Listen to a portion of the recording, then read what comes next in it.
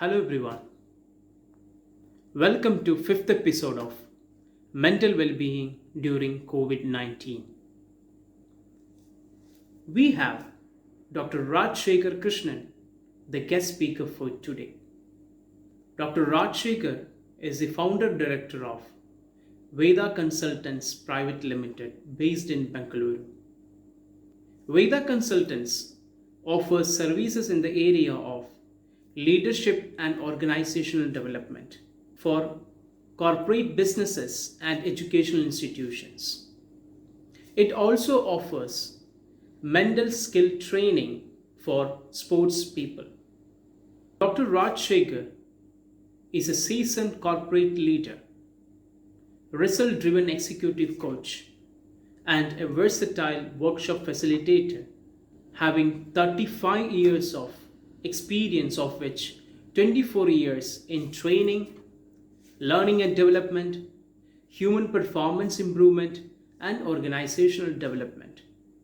He has worked in the engineering, hospitality, IT, consultancy, and training segments with wide range of companies such as NIIT, Union Carbide, NIS Sparta, EMC, IBM, Right Management, Flipkart, and many more.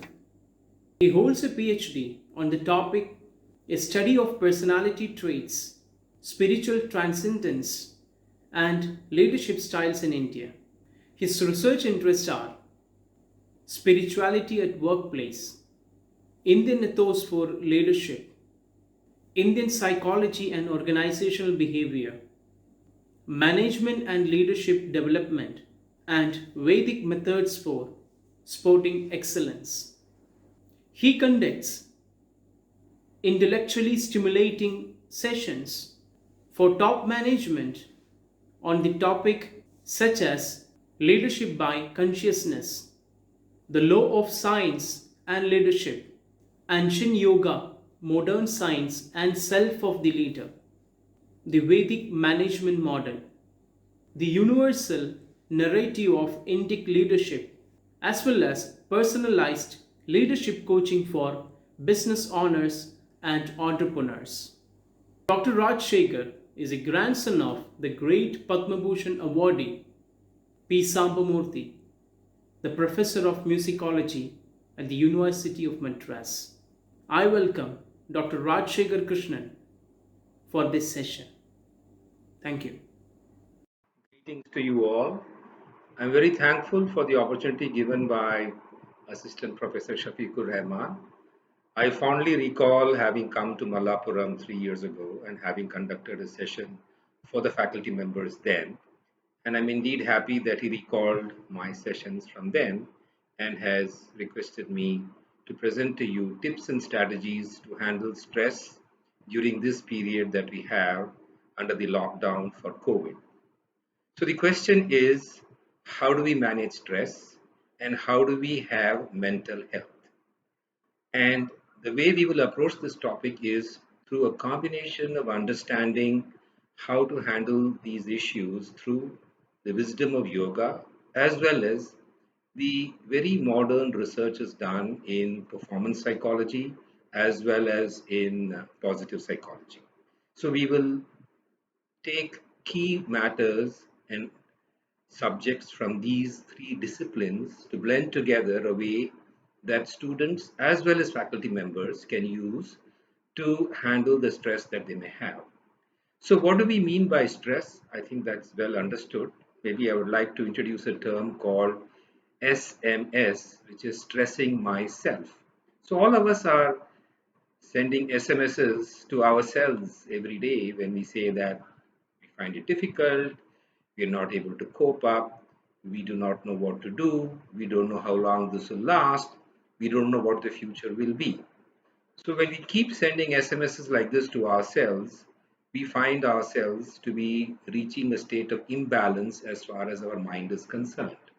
So let us take the question of health, because health is a situation or a kind of state of the body and mind where there is balance. So when we are swastha, which is swa means myself and stha means placed or balanced. So when we are placed and balanced in ourselves, we are healthy. So the question is, how do we have mental health? So the question of stress management is the question of mental health. And for this, we need to understand what the mind does. We've of course understood what health means, which is to be balanced. So to have a balanced mind is indeed to have mental health. And that indeed would get rid of what we call the SMSs, because from SMS we will go to what I call as MMS, mastery of myself or managing myself. So how do we manage yourself? So we need to understand how to manage our mind, for which we need to understand what the function of the mind is. And you would well understand when I say that if you look at the mind as a faculty that you have, where it seems to have two functions. One is that you're constantly receiving messages through your five senses, your eyes, your ears, your skin, your nose, and the sense of taste. These are our five senses. And it creates a reaction to these stimuli, and thereby our likes and dislikes take over, because you may like something, you may not like something, and so on and so forth. So one function of the mind is to deal with the reactions to the stimuli from the environment gathered through the senses. The other function of the mind seems to be on its own, without the presence of any external stimuli, to constantly generate thoughts. So all of you would well testify that many of the SMSs that you send to yourself are purely a production of your mind, the way it has gathered its impressions in the past, which is through the senses, and the way it seems to have processed it and turned it around and seems to have generated conclusions of its own, your likes, dislikes, fears, so on, anxieties, and so forth. So therefore, what we have is the question of mental health would be the way we can handle the stimuli from the senses and the way we can handle the second function of the mind, which is generation of thoughts. So there are methods by which we can manage the mind, which is the second function, to which I will give a little more attention now, and then we will dwell on how to handle the stimuli from the senses. Because if we are able to handle these two, then to a substantial extent we are able to handle our mind and actually master our minds or master myself. So how do we handle the mind is a question. Now yogic wisdom has found that there is a deep connection between the state of your breath and the state of your mind. And therefore, in very simple terms, whenever you feel stressed, if you take a deep breath and leave it out, that is, exhale and inhale and exhale, you will find that the degree of thought generation reduces. And therefore, you have, of course, recommendations of pranayama. Pranayama is a technical term which is used in yoga. So we can use a simpler term, which is simply to watch your breath.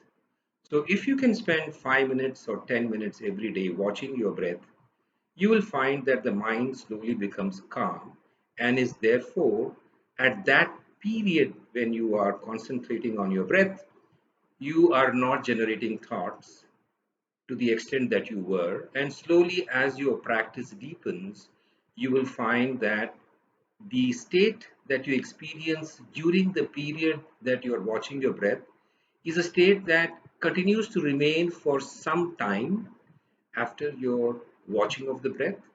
And over a period of time, the mind becomes calmer as you persist with the practice. Of course, practice is important, and we need to understand the exact mechanics of this operation, which is watching your breath and therefore not having thoughts during the process of watching your inhalation and exhalation. So this is one method by which we can reduce the number of thoughts in the mind. The other method, which I will derive from positive psychology, is what is called positive affirmations. And incidentally, while psychologists have understood the importance of affirmations, this was discovered by a French pharmacist named Emile Coué, whose very famous positive affirmation is every day and every minute I am becoming better and better. So you might wonder how a simple sentence like this can actually make a difference. So while the first method of watching your breath is to reduce the number of thoughts, the second method is to have positive thoughts. And obviously, to have positive thoughts, you need to inject one positive thought and keep repeating that at suitable intervals of time so that the impact of that positive thought would definitely be seen in the various other thoughts that you would have across the day. And therefore, this is a concept called learned optimism. That is, I learn to be optimistic by repetition of a positive affirmation like the one that I repeated a few minutes ago. Therefore, we find that we can have two ways in which we can control our thoughts and therefore reduce the stress because of positive thinking. Positive thinking does not create stress. Lesser number of thoughts does not create stress. Now we come to one aspect, which is the aspect of the senses. And I would fall upon the father of the nation, Mahatma Gandhi, who had said very, very famously about the three monkeys, which is see no evil, hear no evil, speak no evil. So, what that means in effect is control what you watch, control what you hear, control what you say, control what you eat, that's not mentioned though, and control what you smell. Okay, that's the final one that perhaps is not that important as the first four. And therefore, when you control the input that come from your senses, you are tackling the second major source of mental disturbances, which is watching maybe very bad news all the time, maybe watching unsavory movie clippings, maybe hearing and spreading rumors and bad news. So these are things which affect you when it comes to your stress and mind because repetition of thought is what creates stress. So I'm into the last 30 seconds of my talk, and therefore I would like to summarize by saying that stress management is something that is possible, something that people have done, something that I have done because I'm speaking from experience. And therefore, I wish you all the best in your efforts to control and become MMS, that is, mastering myself. Thank you very much.